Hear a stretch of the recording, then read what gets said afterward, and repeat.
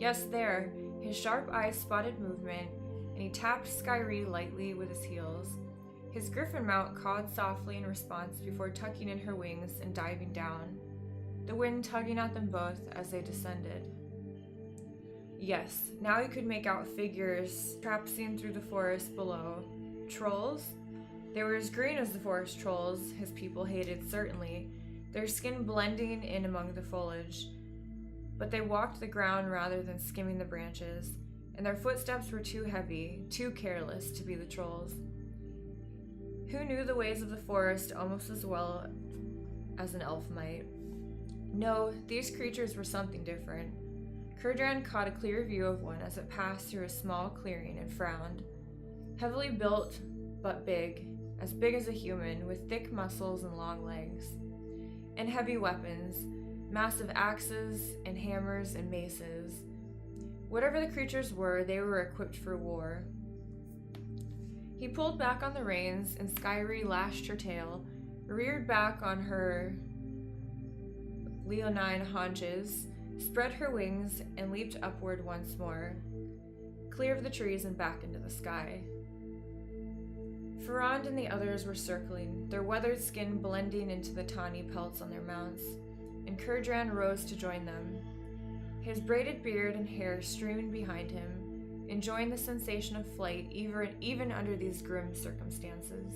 Off in the distance, he could see the massive stone carving of an eagle at rest, peering alertly and confidently out at the world, which was his own home and the heart of his domain.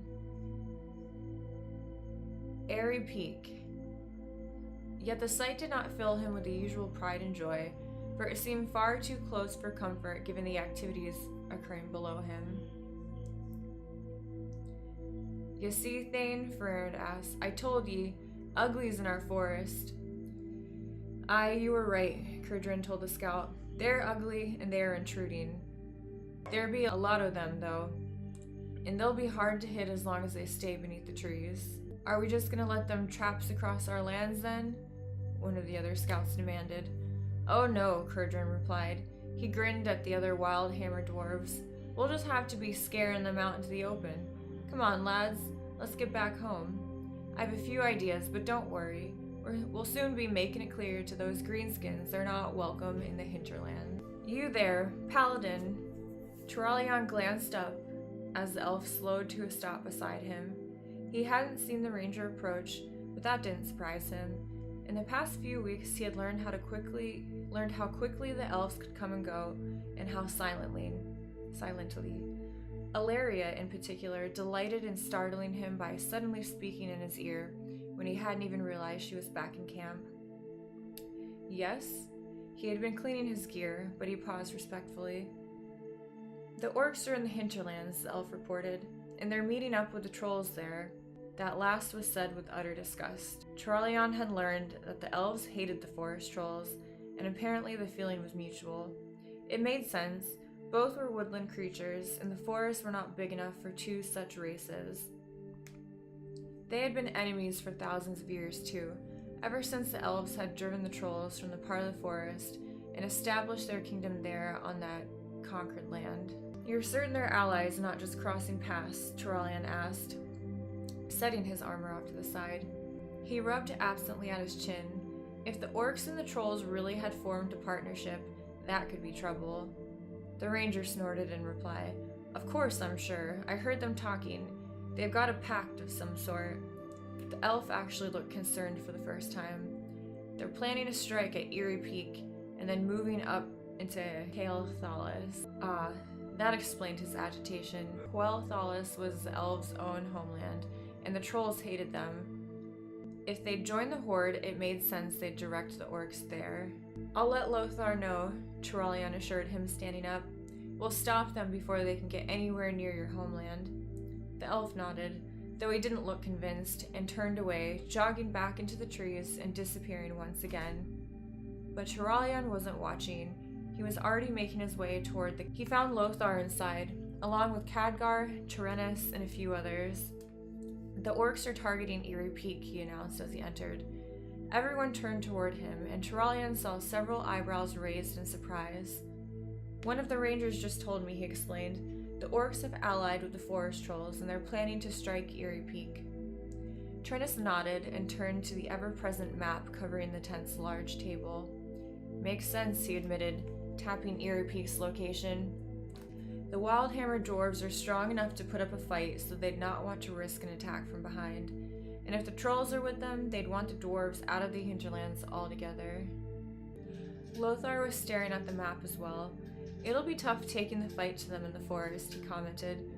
We can't deploy properly in there, and we'll be forced to leave our ballista behind. He rubbed a hand over his forehead, thinking. Then again, they'll not be able to marshal their forces well either. We can pick off smaller groups of orcs and not worry about them sending the full army into any one location.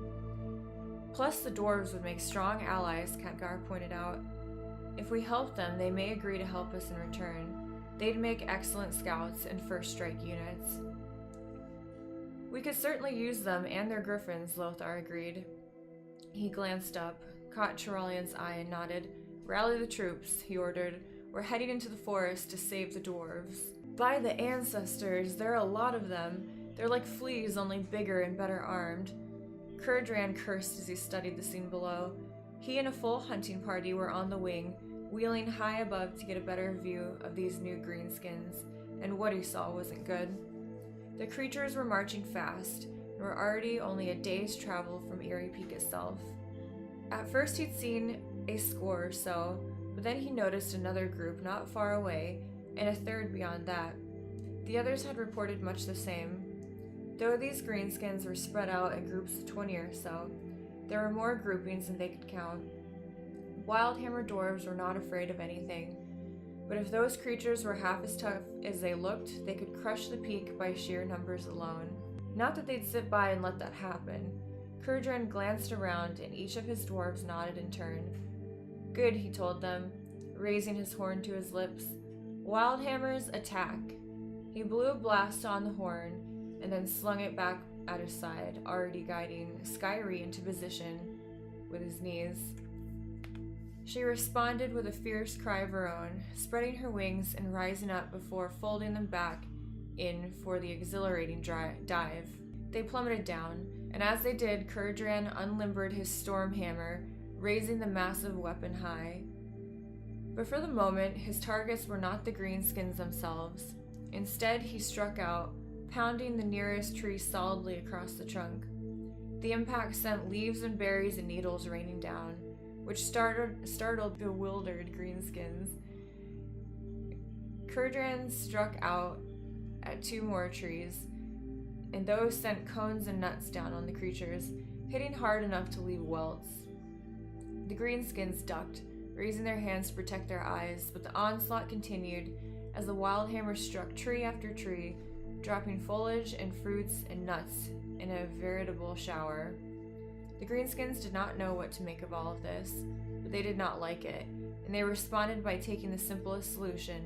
Since the trees weren't safe, they left them behind, jogging away from the threatening foliage and out into the nearest small clearing, which was exactly what the wildhammers had been waiting for. With a loud war cry, Kurdran led the way, his hammer at the ready. The first greenskin had time to glance up and half raise a large axe before Kurdran hurled lightning wreath Stormhammer, caught him full across the jaw, shattering the bone with a thunderclap and sending the creature flying. You're too ugly to be in me forest, you bastard, he shouted as the creature fell. The hammer returned and Kurdran loosened it again, the blow smashing a second greenskin, and then Skyrie's arc drove her back up, and she raised her wings to carry them back out of range before wheeling about for a second pass. The rest of his lads were striking as well, and the forest was filled with hoots and hollers, curses and insults as the griffins darted past. Whatever these creatures were, they were not easily frightened. As he came around again, Kurdran saw that the remaining greenskins had their weapons up and ready now, and they gathered into a tighter cluster, so the dwarves could not strike as easily. They had not counted on the aerial advantage, however. Kurdran whirled his hammer overhead and let it fly. The heavy stone had struck a greenskin right in the temple, toppling it with a loud crack like an iron-forged pistol. and as the creature fell, it pushed against 2 others, who stepped forward to avoid being entangled. "Ha! That's taking you down a peg," Kurdran crowed at the fallen creatures. He was on them before they could realize their mistake, his stormhammer back in his hand, but let Skyrie finish the fallen creatures, her powerful front claws laying one low, and her sharp hooked beak tearing apart a second, even as her wings stunned a third. The skirmish was over quickly. Whatever these greenskins were, they were slow, and not used to facing an airborne attack. And Kurdran and his people were experts at striking those on the ground. The creatures had managed to land a few blows, and some of his dwarves had wounds to tend, but they had lost no one and left no one unharmed behind. Only a few of the greenskins in this particular grouping had survived, and only then by fleeing back under the trees. "That's taught him to look up," Kurdran pointed out, and his dwarves laughed. "Back to the peak then, lads. We'll send out another team soon to take another little cluster. Mayhap then they'll learn to give Eerie Peak a wider berth." "Get ready," Lothar whispered. He had slowed his horse to a mere walk, since anything faster risked running into a tree or being unhorsed by low branches, and now he drew his great sword and held it before him, his shield raised on his other arm. They should be close by. Charlian nodded and hefted his warhammer, riding to his commander's back left as usual. Khadgar rode beside him, and the 3 of them forming a classic cavalry triangle, and though the mage's hands were empty, Charlian had learned to respect the magics his friend could wield in battle. Straining his eyes, Charlian tried to pierce the gloom of the trees and see their quarry, somewhere around here. There, he pointed ahead and to the right. Beyond Khadgar, and his 2 companions followed his gesture. After a moment, Lothar nodded. It took the wizard a minute longer before he too had noticed the flicker of movement against the trees in that direction, a motion too low to be a bird and too steady to be a snake or insect, or whatever else infested such forests. No, that flicker could only be from something the size of a man walking through the forest, and the fact that it kept repeating meant either the same figure was circling back repeatedly or it was a large group. The fact that it was barely visible meant the figures were the same color as their surroundings, all which added up to one thing: orcs. "Got them," Lothar agreed quietly. He glanced back at Khadgar. "Let the others know," he instructed, and the young old mage nodded and backed his horse away quietly. "Meantime, we'll keep watch," the champion told Charlian, who nodded. "And if they look like they're getting away, well, we'll just have to make sure they've got reason to turn and come back this way again, eh?" "Yes, sir," Charlian grinned and patted the heft of his warhammer. He was ready. He still got nervous going into battle, but he no longer worried about freezing up or turning tail. He'd faced the orcs once already, and he knew he could do it again. "We've lost Tyrlock," Iomhar reported. Kurdran stared at him in surprise. "Ongus as well," Wildhammer Fighter continued, "and 2 more are too winded to continue fighting." "What happened?" Kurdran demanded. The other dwarf looked embarrassed for a second, then turned belligerent. "The greenskins, that's what," he replied. "They were ready for us. When we dropped toward them, they started throwing spears. Then they scattered so we couldn't target them amid the trees." He shook his head. "Your strike was lucky and took them by surprise. They've learned, though, the ugly buggers, and fast." Kurdran nodded. "Not stupid, these greenskins," he agreed, "and more of them than we thought." He studied the map of the hinterlands spread out before him, and the markers he'd been using to show where the greenskins were marching. The map was almost completely covered. "Well, we'll just have to hit them before they can react. Tell the lads to come in fast and hard, and to stay beyond the greenskins' throws. They're working against gravity, and we're working with it, so we've got the advantage."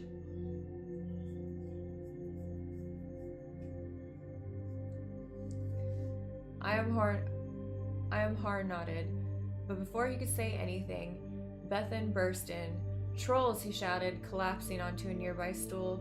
His left arm hung useless at his side, still bleeding from a deep cut near the shoulder. "We were diving on a party of those greenskins when a pack of forest trolls jumped us. took out Marae and Sigadilla with their first blows and knocked Alpin and Lockton from their griffins. He indicated his wound. I took a nasty cut from one's axe, but managed to dodge the second blow, or it had taken my head off. Damn, Kurdrin growled. They're teamed up with the trolls then, Greenskin and Greenskin, and those trolls will keep us from using the trees. He tugged at his mustache in frustration. We need something to even the odds of fast lads, or they'll be swarming us like ants on a beetle. As if to answer his statement, a third dwarf appeared to report, but this one, a scout named Dermid, wasn't wounded, and he looked pleased rather than worried. Humans, he announced happily, a great mass of them. They say they've come to help us fight off the orcs. That's what they call the greenskins. Ancestors be praised, Kurdrin rumbled. If they can keep these orcs busy enough to forget their new tactics, we can strike them down from above again. He grinned as he hefted his stormhammer. Aye, and we'll be taking care of any trolls that get close too. They may control the trees, but we rule the skies, and our griffins will tear them apart and they come within reach. He turned and stalked towards the door, already whistling for Skyree. Wildhammers, let's fly, he shouted, and behind him the other dwarves cheered and hastened to obey. Now, Lothar spurred his mount forward and charged across the clearing, bursting upon the pack of orcs. They whirled about, clearly surprised. They had been busy watching the skies, and many of them were holding spears instead of their usual axes and hammers. One thought to throw a spear at Lothar, but the champion was too close by then, and his massive sword swept out, shearing through spear and arm together, then looping back and removing the orc's head before its severed arm had even hit the ground. Trollian was right beside him, and his hammer struck an orc and shattered its chest. His second blow glanced off an orc's arm, which was enough to make the green-skinned creature drop its axe. He simply struck it in the head this time, and it crumpled without a sound. But Trollian did hear a strange noise, somewhere between a cough and a laugh, and glanced up. A tall figure, taller than an orc and more narrowly built, dropped from the trees in front of him, a spear held in its large, long-fingered hands. Its eyes were sharp and narrow, its features narrow as well. It grinned at him and jabbed with its spear, showing rows of pointed teeth. A troll. Trollian raised his shield, blocking the spear thrust even though it hammered his shield back against him hard enough to leave his arm weak. He responded with a fierce blow from his hammer, staggering the troll, but not stopping it. The creature glided forward again, spear at the ready, and Trollian speared his horse forward, bracing his shield just before it smashed into the troll's face and chest. The troll had not expected that crude an attack, and it took the blow full force, reeling back and shaking its head to clear it. Trollian didn't give it time to recover, however. His hammer took it in the jaw and dropped the troll to the ground in a heap. Pleased with himself, Trollian glanced up just in time to see a second troll step out onto a nearby branch. Its eyes were narrowed in hate, and its spear was pulled back to throw. Trollian knew at once that the weapon was aimed at him, and that he was not strong enough to block it or fast enough to dodge it. He prepared himself for the worst, closing his eyes and listening for the sound of the spear flying against the rising wind. Instead, he heard a strange shrill shriek, mingled with a deep bellow, then a massive thunderclap, and behind that a cry of sudden pain. Opening his eyes again, Trollian saw an amazing sight. The troll was falling from its perch, hands still clutching at the side of its face, which appeared to be crushed. Above it hovered a majestic creature, one Trollian had heard of but never seen before. It was built like a lion, with the same tawny fur, but instead of a feline head, it had a fierce bird's visage. The beak wide and emitting the shriek he had already heard. Its front legs ended in deadly talons, but its rear legs had cat-like pads, and a long tail swayed behind it. Great wings were flared out along its sides, and feathers covered its head and trailed off along its shoulders. And a man rode it like a steed. No, not a man, Trollian saw, though of course he already knew. He had heard of the Wildhammer dwarves, though he had not met one before. Taller and leaner than their bronze-beard cousins, The wild hammers were still shorter and stouter than a man, with heavy chests and thick corded arms. They wielded storm hammers, like the massive weapon even now returning to this dwarf's hand, and clearly that had caused the troll's demise. The dwarf saw Trollian looking at him and grinned, raising his hammer in salute. Trollian raised his own hammer in return, then spurred his horse forward and targeted another orc. With the dwarf circling overhead, he no longer worried about an attack from above, leaving him free to concentrate on the horde. The orcs, on the other hand, had to worry about attacks from every direction except beneath their feet, leaving them confused and unnerved. And as Lothar had hoped, the trees forced the orcs to move in small groups instead of a single mass, allowing the Alliance soldiers to pick them off one cluster at a time. Hours later, Kurdran welcomed the human leaders into his home. Their commander was a big man, even bigger than most, with good dwarf-like beard and a long braid even if the top of his head was almost bare. He carried himself like a warrior born, and Kurdran could tell the man had seen more than his share of battles. Yet those blue eyes remained alert, and the golden lion head on his shield and breastplate still gleamed. The younger one, woefully unbearded, seemed less sure of himself, but Zoradan said he'd seen him use that big hammer almost as well as a dwarf. There was something else about the lad, a sense of calm that reminded Kurdran of a shaman. Perhaps the lad was a shaman himself, or otherwise in touch with the elements or the spirits. Certainly the third one, the violet-robed man with the short, scruffy white beard with the young man's walk. He was a wizard, that was plain enough. And then there was the elven lass, lovely and strong and lithe, as they all were, with her green and her bow and her laughing eyes. Kurdran had rarely met such interesting people, and he would have been happy to do under any circumstances. Right now, he was even more pleased to make their acquaintance. "Greetings, laddies and lass," he told them, gesturing to the chairs and stools and cushions scattered around the room. "Ye are welcome indeed. We feared those greenskins, the one you call orcs, would overrun our homes. They were so many. But your arrival put an end to that, and together we'll be driving them from the hinterlands. Am in your debt." The big warrior sat on a stool near Kurdran's own chair, idly adjusting the massive sword across his back. "You lead the Wildhammers?" he asked. "I am Kurdran Wildhammer," Kurdran replied. "I am Chief Thane, so they will go where I lead." "Good," the warrior nodded. "I am Anduin Lothar, former Knight of Stormwind, and now commander of the allied forces." He explained about the Horde and about Stormwind's fate. "Will you join us?" Kurdran frowned and tugged at his mustache. "You say they be out to conquer all the land?" Lothar nodded. "And they came in great black iron boats?" Another nod. "Then they have been through Cosmodan," he decided, shaking his head. "We've not heard from our kin in Ironforge for many weeks." I had wondered why. This explains it. Kurdran bared his teeth. "We Wildhammers have had many quarrels with the Bronzebeard clan over the years. It is why me people left Cosmodan at all. But still they are our cousins, our kin. And these foul creatures, this horde, attacked them.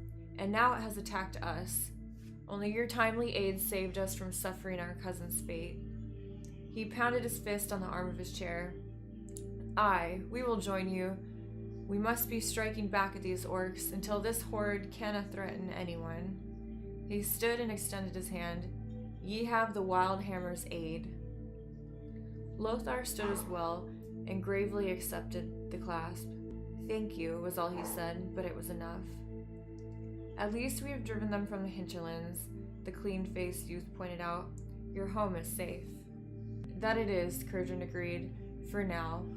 But where will these orcs be going next? Will they turn back toward the Hillsbrad, or up toward Capital City, or be heading north to join the rest of their foul kin?" Perhaps that had been the wrong thing to say, for suddenly his new allies were all leaping to their feet. "What did you say," the elven lass demanded, "about the north?" That they might join the rest of their kind? Kurdran asked, puzzled. She nodded quickly and shrugged. My scouts say we saw but a fraction of this horde here. The rest turned north, skirting our forest, and continued on toward the mountains. He studied their faces. You did not know this? The clean-faced youth and the mage were shaking their heads, but already the older warrior was cursing. It was a feint, he said, almost spitting the words, and we fell for it. A feint? Kurdran frowned. Me home was at risk. This was no mere ploy. But this Lothar shook his head. No, the threat was real, he agreed. But whoever commands the horde is smart. He knew we would step in to aid you. He took the rest of his forces north and left a portion to slow us down, and now he's got distance on us. And he's heading for Calathalis, the elven lass cried. We have to warn them. Lothar nodded. We'll rally the troops at once and set off again. If we move fast... But the lass cut him off. There's no time, she insisted. You said yourself the horde has distance on us. We've lost days already, and gathering the troops will only slow us down further. She shook her head. I'll go myself. No, the voice was quiet, but the tone brooked no resistance. You'll not go alone, Lothar told her, ignoring her glare. Turalyon, take the rest of the cavalry and half the troops. You are in charge. Khadgar, you go with him. I want the Alliance present to help defend Calathalis. He turned back toward Kurdran, who was impressed. This man knew how to lead. There will still be orcs here in the forest, he warned, and we can't risk letting them get behind us, as well as before us. We'll stay and make sure the forest is completely clean, then we'll move forward and rejoin the others. Kurdran nodded. I thank you for your aid, he replied formally.